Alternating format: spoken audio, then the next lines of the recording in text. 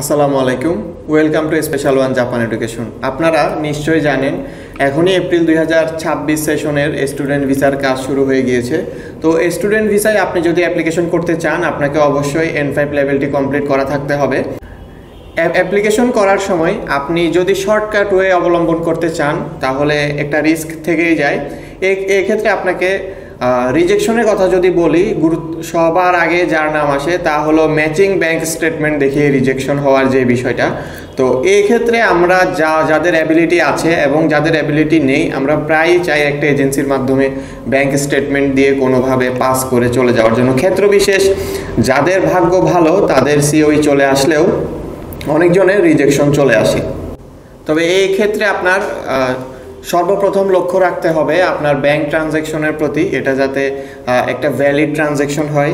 তারপরেই হচ্ছে আপনার যে স্টাডি পারপাসটা আছে সুন্দর মতো সাজানো, এই জন্য আপনাকে একটা এক্সপার্ট ডকুমেন্টেশন টিমের সাথে যোগাযোগ করতে হবে।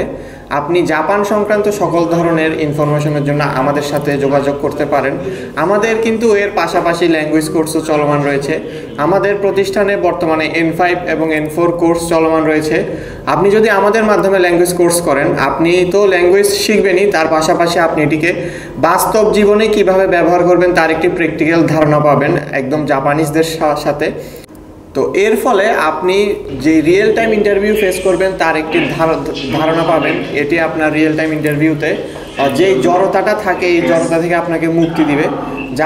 জাপান সংক্রান্ত সকল ধরনের তথ্য এবং ইনফরমেশনের জন্য আমাদের অফিসে যোগাযোগ করবেন। আর এছাড়াও আগামী 21শে আগস্ট আমাদের জাপান সংক্রান্ত একটি সেমিনার রয়েছে। আপনি সেমিনারে অংশগ্রহণ করেও আপনার সকল প্রশ্নের উত্তর নিয়ে যেতে পারেন। ধন্যবাদ সবাইকে। আসসালামু আলাইকুম।